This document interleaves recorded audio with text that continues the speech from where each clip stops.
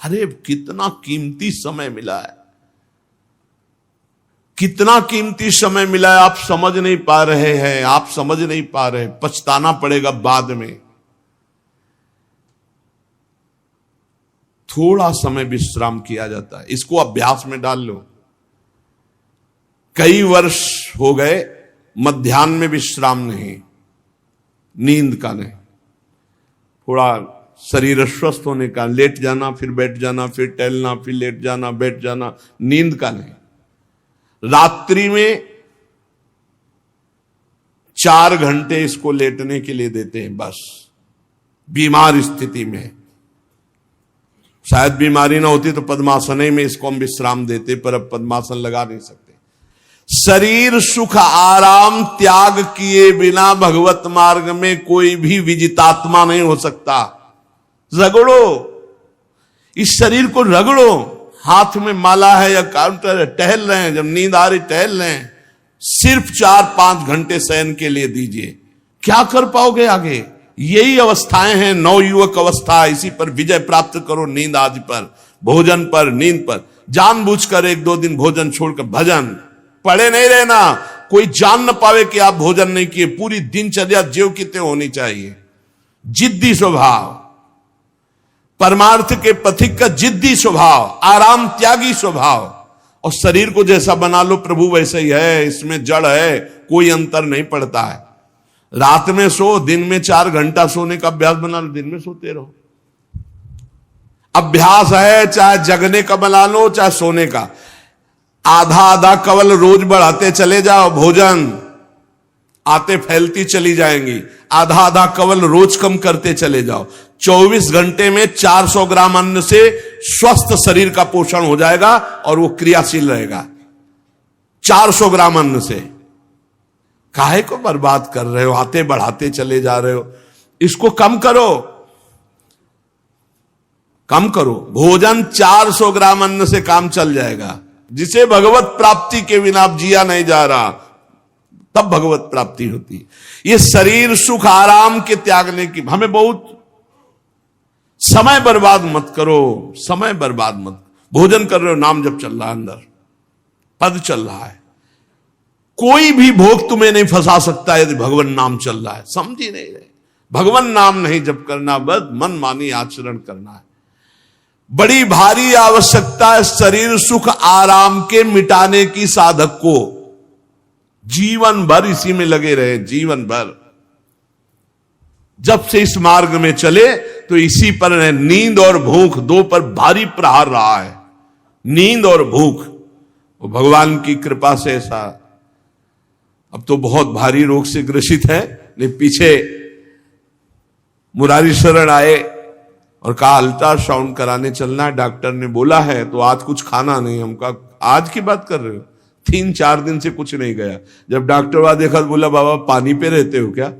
जो वैसे किया, जानबूझ करके मधुकरी नहीं जाना, 3-4 दिन नहीं पाना। अब देखते हैं भजन कैसे होता है। और यह अभ्यास बचपन से, भूखे रह करके, सर्दी में, गर्मी में, बीमारी में, हर स्थिति में भजन नहीं छूटना, दिनचर्या नहीं छूटने। शयन में जो तुम्हें सुख मिलता है वो तमोगुणी नींद का है। जागृत होकर भजन में अगर समय व्यतीत कर दो, हाँ, जीवन आनंद में। शरीर सुख आराम को नष्ट करने की जरूरत है साधक को। दिन में सोना बंद करो। जो रात्रि में जगते हैं वो सो सकते हैं आधा टाइम। सोने का टाइम 4 घंटे, तो 2 घंटे विश्राम कर लो। और रात्रि में ऐसी सेवाएं करो कि 1-2 घंटा उसमें विश्राम कर लो। 4 घंटे से काम। और जो रात्रि में चैन से सोते हैं, दिन में मत सो।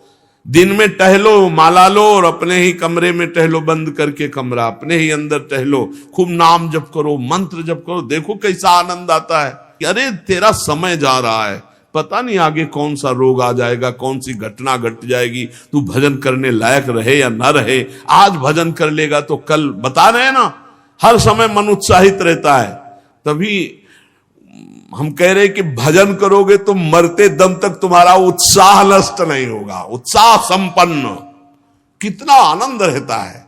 मन से भगवत आराधना शुरू हो जाती है, मन से पाठ शुरू हो जाता है, मन से परिक्रमा शुरू हो जाती है। हमें लगना है, आराम शब्द जीवन में नहीं। सीधी बात समझो, जब तक भगवत प्राप्ति नहीं तब तक आराम नहीं। राम काज कीन्हे बिनु मोहि कहां विश्राम, बिल्कुल जिद्दी स्वभाव बनाना पड़ेगा। शरीर, आलस्य, प्रमाद, भोग, नाना प्रकार की खान पान सामग्री, तो भगवान कहते फिर मेरी प्राप्ति के लिए विजितात्मा बनो। आराम है, राम काज कीन्हे बिनु मोहि कहां विश्राम। समुद्र पार कर रहे, मैनाक जी प्रकट हो गए, थोड़ा विश्राम कर लो, बोले नहीं, राम काज कीन्हे बिनु मोहि कहां विश्राम, मोहि कहां विश्राम। सेवक सुख चाह, मान भिखारी, व्यसनी धन, शुभ गति व्यभिचारी, कभी नहीं। सर्वभूतात्म भूतात्मा, संपूर्ण प्राणियों के साथ आत्मवत व्यवहार करे, सब में मेरा प्रभु विराजमान है। जैसे हमारे किसी शरीर के अंग में चोट लग जाए तो हमें ही लगती है, ऐसे संपूर्ण चराचर जगत में जब हम किसी को दुखी देखे तो हमारा हृदय दुखी हो जाए। कैसे इसके दुख को, इसे सर्वभूतात्म भूतात्मा कहते हैं। जो योगी होता है उस सबको सुख पहुंचाने की चेष्टा करता है, किसी को भी दुखी देखकर उसका हृदय व्याकुल हो जाता है। साधन में स्वाभाविक प्रवृत्ति नहीं होती, लगाना पड़ता है, इसलिए उद्देश्य दृढ़ रखो। अब हमको इसी जन्म में भगवत प्राप्ति करनी है, हम प्रियालाल की शरण में हैं, हमारा एक एक मिनट बड़ा कीमती है, हर मिनट में हर सेकंड में हमें नाम जप करना है और प्रभु के भरोसे रहना है। कम सोना है, कम खाना है, कम बोलना है, तीन बातें पकड़ो। कम सोना, इसका अभ्यास बना लो, कम खाना, इसका अभ्यास बना लो, और कम बोलना, इसका अभ्यास। ये तीन बातें जीवन में साधक के बिल्कुल सरलता पूर्वक आ जानी चाहिए। मिताहार, मित भाषण और नियमित शयन। शयन से बचो, ये बहुत जहर है, नींद बहुत जहर है। निद्रा आलस प्रमादोत्थम तत्तामस मुदाहृतम, इसको एक सीमा में बांध दो, 3 घंटे 4 घंटे 5 घंटे, बस 24 घंटे माला, काउंटर, वाणी, सेवा, टहल रहे हैं, सो नहीं सकते, आराम नहीं कर सकते, नहीं कर सकते। ये अभ्यास बनाओ तभी आगे बढ़ पाओगे। सत्संग रोज सुनते हो, देखो तुम्हें जो डांट लगती है, तुम्हें बहुत प्यार करते हैं, प्रभु बहुत प्यार करते हैं, इसलिए डांट लगवा रहे हैं, इसलिए आपको सत्संग सुना रहे हैं। ये जीवन सार्थक कर लो, नहीं तो बहुत पछताना होगा। हम पशु पक्षी के जीवन में साधना नहीं कर पाएंगे। कैसे हमारा चिंतन बदले? भगवान ने अगला शब्द का मदगत प्राणा, प्राण जिसके मेरे में समर्पित है। प्राण समर्पित का मतलब है प्राण वायु को लेकर प्रधान है। भोजन न मिले, जल न मिले तो भी हम जीवित रह सकते हैं काफी समय तक, क्योंकि प्राण वायु, प्राण बलवान पुष्ट होते हैं अन्न और जल से, लेकिन प्राणों की सत्ता वायु से है। ये जो श्वास प्रश्वास है, भोजन हमें 4-6 दिन न मिले तो आराम से दिनचर्या चल सकती है, पानी 8-10 दिन न मिले तो भी दिनचर्या चल सकती है, ऐसा नहीं कि मर जाएंगे।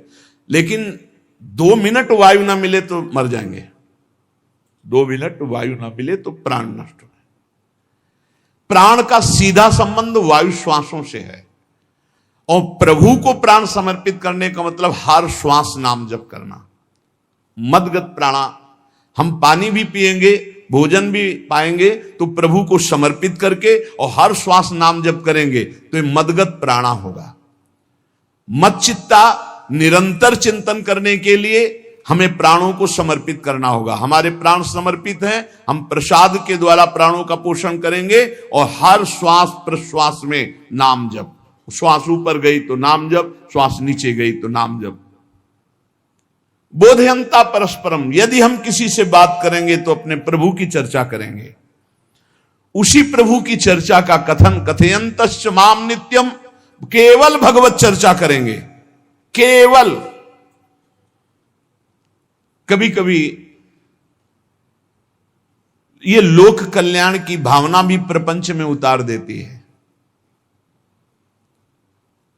निवेदन है कि यहां कोई लोक वार्ता का प्रश्न लेकर के नावे, एक जगह तो बख्श दो जहां केवल भगवान के संबंध की चर्चा होने दो। सीधा वृंदावन में आप आए हो तो प्रिया प्रीतम की चर्चा का प्रश्न करो, प्रिया प्रीतम की चर्चा सुनो, निहाल हो जाओगे। तुष्यंत च रमंत च, उसी में आनंद और संतोष होता है। भगवत चर्चा हुई और उसी में रमण करे। एक जगह तो रखो जहां तुम केवल प्रभु की चर्चा सुन सकते हो, प्रभु की चर्चा कर सकते हो। प्रपंच का तो बहुत विस्तार है। कथयंत च माम, माम भगवान कह रहे हैं, कथयंत च माम नित्यम तुष्यंत च रमंत च। चलते हैं हम भगवत मार्ग में, फैल जाते हैं फिर दुविधा युक्त संसार प्रपंच में। केवल भगवत चर्चा, कथयंत च माम, भगवान केवलम, केवल माम, मेरा, प्रियालाल किसी और कोई चर्चा। बार बार बोर्ड लगवा देते हैं, श्यामा श्याम की चर्चा के सिवा यहां कोई चर्चा न की जाए।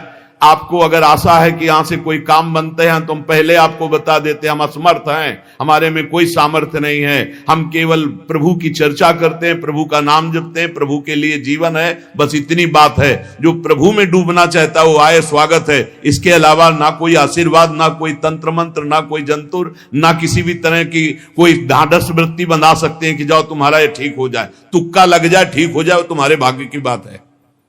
यहां से कोई चमत्कार नहीं, यहां एक ही चमत्कार है, मलिन मन को श्री भगवान में लगा देना, जीवन को जीवन मुक्त अवस्था में पहुंचा देना। निर्विकारता की स्थिति प्राप्त करने के लिए साधु समागम है। भगवान का आदेश है, यदि मुझे अनुभव करना चाहते हो, इसी जन्म में परमानंद की प्राप्ति करना चाहते हो तो मय्येव मन आदत्स्वम मयि बुद्धिम निवेश है। कैसे करोगे? तो भगवान कह रहे मत चित्ता, मेरे में चित्त लगाओ। चित्त कैसे लगेगा? चूंकि हम प्राणों से बहुत प्यार करते, देह प्राण ते प्रिय कछु नाही, इसीलिए भगवान को कहना पड़ा प्राण मेरे को समर्पित करो। कैसे समर्पित करें? जो खाओ पियो भगवान को भोग लगा के और रात दिन नाम जप में, हर श्वास में भगवत चिंतन। अगर वार्ता करनी तो बोधयंता परस्परम कथयंतश्च माम नित्यम, केवल मेरी चर्चा। बड़ा दुर्लभ हो रहा है, भगवत चर्चा होना बड़ा दुर्लभ हो रहा है। भैया ये सब सुनहु भरत भावी प्रबल, बिलख कहो मुनिनाथ, हानि लाभ जीवन मरण जस अपजस विधिहात। जब कर्मों का फल भोगने का आया तो महात्मा जी, और जब पाप कर्म करने जा रहे थे तो पूछ लेते हमसे कि हम पाप कर्म करने जा रहे हैं, आपकी अनुमति है क्या? तब नहीं, तब किसी ना भगवान की याद की, न गुरु की याद की, मनमानी आचरण किए। तो अब भोग आया है, अब भोग लो, उसको भोगना पड़ेगा, वो यहीं मिलेगा तुम्हें। पति पत्नी परिवार संसार मित्र, इन्हीं में सब कलह अशांति मारपीट नाना प्रकार का। अरे पूछो मत, भगवान के चरणों का जब तक आश्रय नहीं लोगे तो यहां का ये प्रेम विवाह, यहां का प्रेम तुम्हें शांति प्रदान नहीं कर सकता। भगवत भाव रखोगे, हर परिस्थिति को शांति पूर्वक निर्वाह। ये जीवन काटना भी एक कला है। मनुष्य जीवन कोई पशु जीवन नहीं है। अगर अध्यात्म नहीं तो आप इसको जी नहीं सकते, आप इस जीवन को नहीं जी सकते। अशांत रहोगे, क्लेशित रहोगे, परेशान रहोगे। जीवन की कला है द्वंद्वों में समता, संपूर्ण जगत में रहते हुए ममता रहित हो जाना, संपूर्ण क्रियाएं करते हुए अहंकार रहित हो जाना, अभी जीवन मुक्तता का आनंद आ जाए। तो मच्चित्ता मदगत प्राणा बोधयंता परस्परम कथयंत च माम नित्यम तुष्यंत च रमंत च। हमारा उद्देश्य भगवत प्राप्ति का है। जो भगवत संबंध से भगवत प्राप्ति करना चाहता है उसके लिए दरबार खुला है, फ्री है, कोई फीस नहीं है, कोई शर्त नहीं है। तुम कौन हो, कहां के हो, कोई मतलब नहीं। आपका केवल संबंध भगवान के संबंध से वार्ता होगी तो यहां हो सकती है। इसलिए सावधानी होकर हमारे समय को निरर्थक ना किया जाए। बहुत कीमती समय, जब प्रश्न होता है तो फिर उस पर चर्चा करनी ही होती है। हमें सिर्फ भगवान का आदेश है, कथयंतश्च माम नित्यम तुष्यन्ति च रमन्ति च। उसी में संतोष करना, उसी में रमण करना है। हमारा भरण पोषण श्री प्रिया जी से होता है, किसी व्यक्ति से नहीं होता है। हमारे यहां श्री श्यामा श्याम विराजमान है, उनका पूरा जगत है। तुम्हारी बुद्धि में मेड़ है, भेदभाव है, उनके लिए भेदभाव नहीं। सब मम प्रिय, सब मम उपजाए, तो हम अपने स्वामी के अनुसार चलेंगे। सब मेरे प्राणनाथ श्यामा श्याम के जन है, कोई भी हो, इतना ना छोटा ना इतना बड़ा, ना इतना प्रिय ना इतना अप्रिय, सब बराबर है। एक तरफ चाहे गुणात्मा, गुण से युक्त महात्मा, और एक चाहे दुरात्मा, दुर्गुणों से युक्त, दोनों को ऐसे दुलार करके श्री जी की तरफ बढ़ाने वाला मार्ग ये मार्ग यहां का है। कथयंत च माम नित्यम तुष्यंत च रमंत च तेषाम सतत युक्ता नाम भजताम प्रीति पूर्वकम। जो सतत प्रेम पूर्वक मेरा भजन करता है, भगवान करे ददामि बुद्धि योगम तम, उसकी बुद्धि का योग मैं करा देता हूं। ये खास बात हुई, लगाने की चेष्टा हमने की मन बुद्धि को, और भगवान आकर मन बुद्धि में विराजमान हो गए। तेषामेवानुकंपार्थ महमज्ञानजं तमः नास्यात्म्यात्म भावस्थो ज्ञान दीपेन भास्वता। भगवान कृपा करके उसके हृदय में ज्ञान प्रकाशित कर दिया। जब कोई सतत भजन करता है, प्राण प्रभु को समर्पित कर देता है, चित्त प्रभु में लगाए हुए प्रभु की चर्चा, भगवान उसके अंदर ज्ञान प्रकाशित कर देते, तो वो अनात्म भाव जो देह भाव था उसका नाश हुआ और वो भगवत भाव में स्थित हो जाता है। भगवान कह रहे हैं मत चित्तः सर्वदुर्गाणि मत प्रसादात् तरिष्यसि। जब कोई मेरे में चित्त लगाता है तो मेरी कृपा से सारे दुर्गुणों का नाश हो जाता है। महात्मा तो भगवान बनाते हैं। करो सत्य ते साधु समाना, मैं उसे साधु बनाऊं। हमारा कर्तव्य, हमारा चित्त प्रभु में लग जाए। मेरा चिंतन करो, भगवान का आदेश है, बस खास बात है चिंतन। हमारी प्रारंभ से विशेष श्रद्धा इसी बात में रही गुरु शब्द पे कि रात दिन कोई भी चेतना युक्त क्षण ऐसा ना जाए जिसमें भगवत विमुखता हो। बस इसी बात की साधना जीवन भर रही। प्रारंभ में गुरुदेव ने कह दिया जब तक चेतना है तुम्हारे में तो तुम्हारा जागृत अवस्था का चेतना युक्त एक भी क्षण व्यर्थ नहीं जाना चाहे। तो गुरु कृपा से यही प्रयास रहा है कि हमारा एक भी मिनट भगवान से विमुख न जाए। पूर्व में ऐसी स्वभाव वृत्ति बनाई थी कि लोगों को ये शंका होती थी कि ये बोल पाते हैं कि नहीं बोल पाते हैं, अर्थात इनके वाणी है कि नहीं है, मूक मौन, जटाओं का बोझा, एक वस्त्र, बस शांत। बुलाया गया, घंटा बजा तो पहुंच गए, प्रसाद ले, उसमें एकांत, हर समय मंत्राग। कथा में बैठे हैं, अनुकूल वचन आया तो सुन लिया, नहीं पूरा का पूरा सत्संग ऐसे ही चला गया। हमारा मंत्र चल रहा है, एक क्षण भी मंत्र से बिलग नहीं। हमारा कर्तव्य है केवल चिंतन। चिंतन करोगे तो अभी मुक्त हो, अभी परिणाम में नहीं। अभी हम राधा बोल रहे हैं, अभी प्राण निकले, अभी श्री जी के पास पहुंच जाएंगे।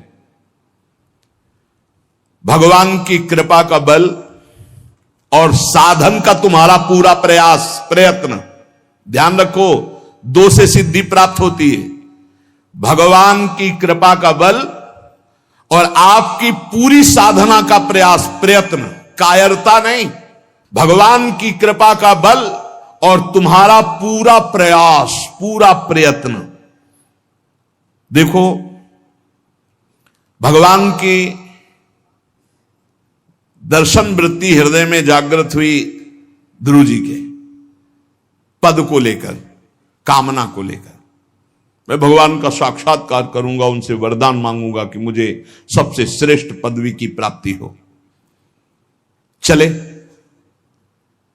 भगवान नारद जी मिले। पहला प्रलोभन, चलो अभी तुम्हें इस सम्राट पद पर नकार दिया। फिर भय, सांप हैं, बीछी हैं, जंगल के बड़े, और फिर यक्ष राक्षस, न जाने कौन कौन है। तुम अभी बालक हो, तुम्हें खा जाएंगे, तुम क्या तपस्या करोगे, क्या भजन। नहीं, इससे भी नहीं टिके। कुछ भी हो, कदम वापस नहीं जाएंगे, अब तो हरि की प्राप्ति। तो गुरु मंत्र दे दिया। 6 महीने बहुत ही देह भाव रहित होकर उच्च कोटि की साधना की। बालक होने पर यही मथुरा में, मधुपुरी में देह भाव रहित होकर के, क्योंकि जंगल में ऐसे ऐसे मच्छर बड़े बड़े ना, एक मच्छर मारे तो पूरा होश खराब हो जाए, पूरी चेतना जागृत।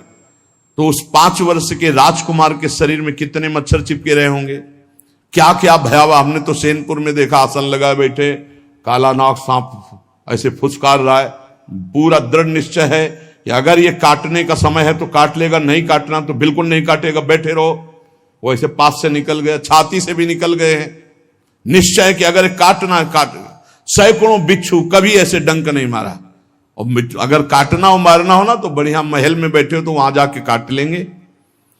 ध्रुव जी अपनी निष्ठा से कभी नहीं विचलित हुए। अब जब भगवान सामने आए तो आखिरकार 5 वर्ष के बालक घबरा गए।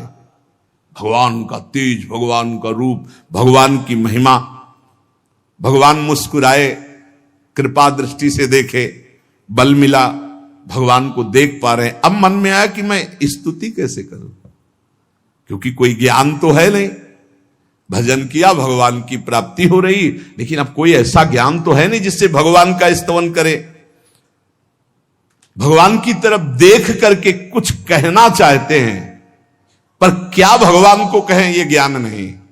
तो भगवान ने अपने ज्ञान स्वरूप शंख का गुरु जी के कपोल पे स्पर्श करा दिया।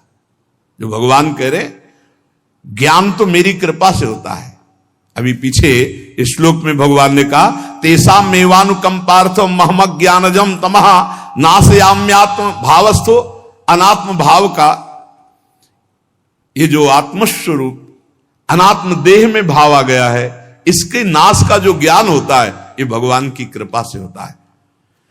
जे भी संग छुआया दिव्य ज्ञान और भगवान की दिव्य स्तुति की। तो ये देखा जाता है कि भगवान की कृपा से ही साधक में दिव्यता आती है, दिव्य ज्ञान आते हैं। पर प्रयत्न अपना होना चाहिए। प्रयत्न था तभी तपस्या में आए, नहीं तो प्रलोभन में फंस जाते या भय में डर जाते।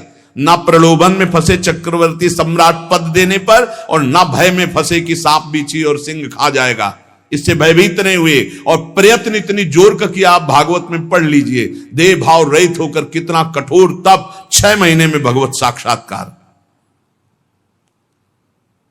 आत्मबल, भगवत कृपा बल।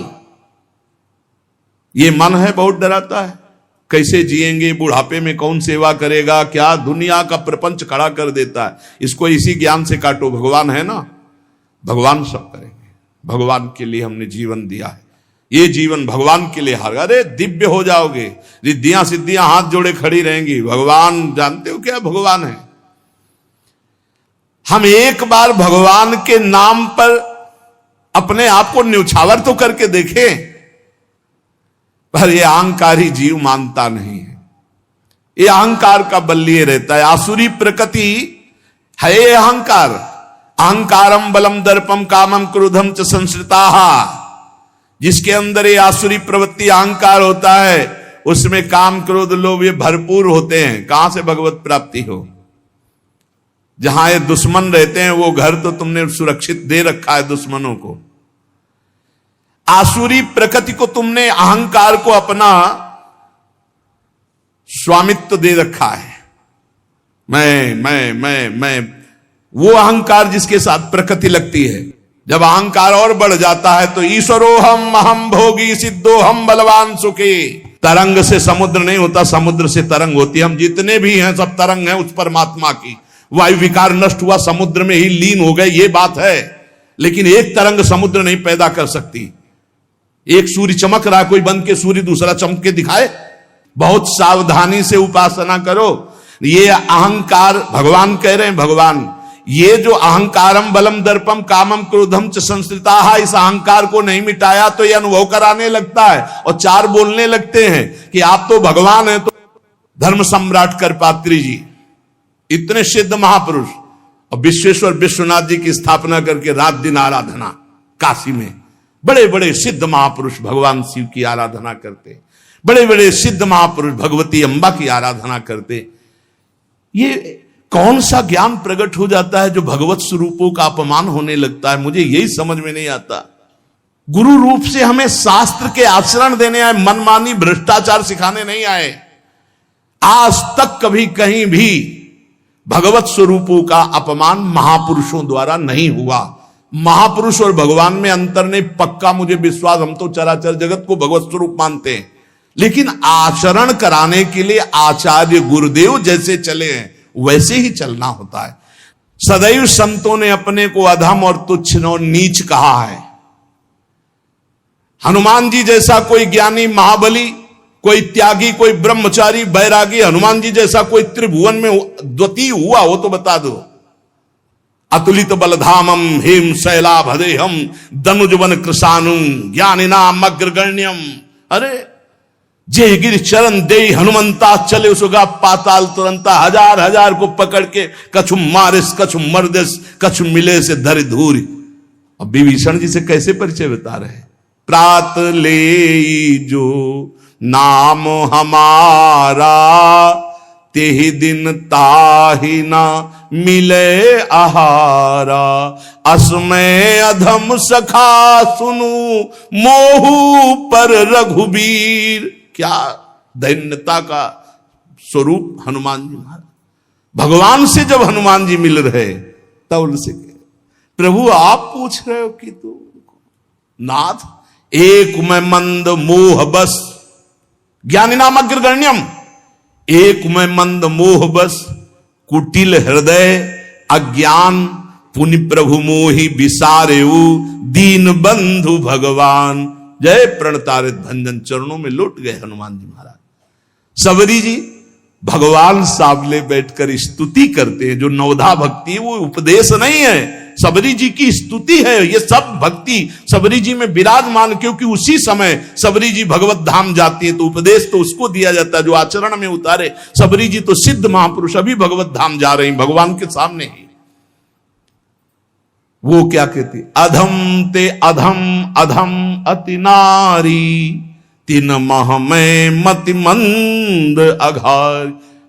हरिवंश महाप्रभु क्वाहम तुच्छ परम अधम प्राण्य हो गर्ह कर्मा यत्तन्नाम स्फुरति महिमा हरेश वृंदावनस्य। इन सब बड़े बड़े आचार्य महापुरुषों ने भगवान की दास्ता स्वीकार करके जीवन अर्पित करके आचरण करके दिखाए। जहां ये आसुरी अहंकार होता है तो ईश्वरोहम महम भोगी सिद्धोहम बलवान सु, ये सिद्धावस्था नहीं है, ये तमोगुणी आसुरी अहंकार का परिणाम है जो ये दिखाई देता है भगवत स्वरूपों का अपमान करके। नहीं, यद्यपि अभेद है वो महापुरुष शिव और वो अभेद है, पर आचरण जब करेगा तो स्वामी और सेवक का करेगा। काशी नगरी सिद्धों की नगरी है, ज्ञानियों की गए देखा, बड़े बड़े सिद्ध परमहंस जाते हैं शंकर जी के दर्शन करने, विश्वनाथ जी के, तो जिनके कमंडल भी नहीं दिगंबर है ना, तो वो भी ऐसे हाथ उठा के नमः पार्वती पते और बस ऐसे सर झुकाए खड़े रहते हैं। जल भी नहीं है, पत्र भी नहीं है, ऐसे वो हम सब खड़े खड़े घंटों खड़े रहते। तो वहां के शिव पार्षदों से ऐसा करुणा में प्रेम हो गया था कि वो हमें नहीं हटाते थे, तो एक कोने में घंटों खड़े रहते थे और दर्शन करते रहते थे भगवान विश्वनाथ जी। तो जैसे ऐसे अवधूत आते, न कोई जल का कमंडल है, न कोई पत्र है, न पुष्प, नजदीक गए और नमः पार्वती पते हार हार महादेव, बस सर झुकाए, ये है। और स्वयं शिव स्वरूप है, इतना अंतर नहीं ब्रह्मबोध में। भक्तों में भी कभी कभी आम प्रकट होता है, वो वाणी से आपको दिखाई देगा लेकिन वो आसुरी अहंकार नहीं होता, ध्यान रखना। ये उनका भागवतिक बल होता है, ये आसुरी अहंकार नहीं होता। जैसे जनक जी की सभा लगी हुई है, भगवान श्री राम लक्ष्मण जी विराजमान है विश्वामित्र जी के समीप बड़े सौम्य भाव से। जनक जी महाराज ने देखा कि बड़े बड़े वीर आए पर धनुष यज्ञ में धनुष को अजगों को कोई उठा ही नहीं पाया, खंडन की तो बात जाने दो। रावण बाणासुर आए, आरती प्रणाम करके चले गए। अब आशा ही खत्म हो गई, कोई उठाने वाला ही नहीं, तो उन्होंने कहा वीर विहीन मही मैं जानी। अब मैं आज जान गया कि पृथ्वी वीरों से रहित हो गई। अगर मैं ऐसा जानता कि इस भूमंडल में कोई वीर ही नहीं अजगों का खंडन करने वाला, तो मैं ऐसा प्रण नहीं लेता, मेरी जान की कुंवारी रह जाएगी। ऐसे विकल होके वीर विहीन मही मैं जानी। जनक जी ने इतनी बात जे भी कही तो लक्ष्मण जी कूद पड़े सिंह शावक की तरह उछलकर और कहा कि जहां रघुकुल भूषण भगवान श्री राम विराजमान हो, जनक ये बड़ी तुमने निराशापूर्ण बात कैसे कह दी? तुमने ऐसी बात कह दी जहां रघुकुल भूषण भगवान श्री राम विराजमान है। ताल ठोकी और कहा अगर इनका इशारा हो जाए, समझो, जो तुम्हारी अनुशासन पाऊं, कंदुकियू ब्रह्मांड उठाऊं, काचे घट जिमी डारों पोरी, सकऊं मेरु मूलक जिमी तोरी, कमल नाल जिमी चाप चढ़ाऊं, जो जन सत प्रमाण ले धाऊं। हे जनक, जहां रघुनाथ जी विराजमान होते वहां ऐसी बात नहीं कहते, तुमने ऐसी बात कैसे कह दी? अगर मेरे स्वामी का आदेश हो जाए अभी तो पूरे ब्रह्मांड को कच्चे घड़े की तरह तोड़ दूं। ये अजगौ पुराना 100 योजन एक बार में दौड़ते हुए जाऊं और इसको ऐसे कमल लाल की तरह तोड़ दूं, मेरे स्वामी का आदेश हो। यह अहंकार नहीं है। पहली बात कही, जो तुम्हार अनुशासन पावो, अगर मेरे प्रभु श्री राम की आज्ञा हो जाए। और लक्ष्मण जी ने एक बात और कही कि तोरों छत्रक दंड जिमि तव प्रताप बलनाथ, आज के बाद कभी धनुष स्पर्श नहीं करूंगा यदि मेरी बात झूठी हो जाए। आपके प्रताप से इसे बरसाती छत्ते की तरह तोड़ दूं इस अजगौ को, अगर आपका आदेश हो। तव प्रताप बलनाथ, यह अहंकार नहीं है, यह भक्त का भगवत प्रताप है। दशानन कह रहा है, अरे मुझे क्या भय, तेरी सभा में अगर कोई वीर हो तो मेरा पैर उठा दे, मैं राम जी का एक छोटा सा सेवक हूं। तू मेरे प्रभु को बार बार मनुष्य कह रहा है, मैं जिनका सेवक हूं। तेरी सभा में तू जो अपने सभा बलों के बल पर बलवान होकर कहता है कि ये सब आहार है, तो मैं उनका एक छोटा सा दूत हूं। अगर कोई मेरा पैर उठा दे तो जानकी जी को राम जी हार जाएंगे, वापस चले जाएंगे। राम प्रताप सुमिरपन रूपा। सभा में पैर हाहाकार मच गया। जब स्वयं दशानन उठा, मारा घूसा, 4 मुकुट राम जी के चरणों में गए। राम जी के चरणों में झुक, तब तेर बचेगा, मेरे चरणों में झुकने से नहीं। कोई उठा नहीं पाया। ये अंगत का अहंकार नहीं, ये भक्त का भगवत प्रताप होता है। राम प्रताप सुमेरी पर्ण रूपा। राम प्रताप, हरिवंश प्रताप ही जानत है, हरिवंश प्रबोध प्रमाणत है, हरिवंश सर्वस्व है तिनके, सुख संपत्ति दंपति जो जिनके। लक्ष्मण जी कह रहे, सकौ मेरु मूलक जिमितोरी, जैसे मूली तोड़ दिया जाता 4 लाख योजन का सोने का पहाड़ सुमेरु, ऐसे उखाड़ के तोड़ के फेंक दूं। भगवान अपार सामर्थ्यशाली, और जो भगवान में चित्त जोड़े अपार सामर्थ्यशाली। हम लोग कभी कभी अहंकार और प्रताप के भेद को नहीं समझ पाते। महापुरुषों में अहंकार नहीं होता, वो भगवत प्रताप होता है। जो आसुरी अहंकार है वो तो भगवान की शरणागति से नष्ट हो जाता है। भगवान का प्रताप भक्तों के जीवन में उदय होता है। भगवान बहुत कृपालु हैं, बड़ी करुणा की है, अपना मार्ग हमें देने के लिए सत्संग दे रहे हैं। कथन श्रवण का सौभाग्य मिला है। इसी जन्म में हमें भगवत प्राप्ति करनी है। अपार बलशाली माया को परास्त करने का बल केवल भगवान की कृपा से प्राप्त होता है। इसलिए नाम जप करो, भगवत लीला गायन गुणगान करो और भगवान से प्रार्थना करो कि मेरा अहंकार आपके चरणों में समर्पित हो जाए। सारा दोष इसी अहंकार का है। ये संस्कृति मूल शूल प्रद नाना, सकल शोकदायक अभिमाना, ताते करें कृपा निधि दूरी, सेवक पर ममता अति भूरी। हमारे ऊपर बहुत प्यार है प्रभु का, हम उस प्यार के बल से अहंकार को प्रभु के चरणों में समर्पित करके इसी जन्म में जीवन मुक्त हो जाए। शेष चर्चा आगे। श्री राधा वल्लभ लाल की जय।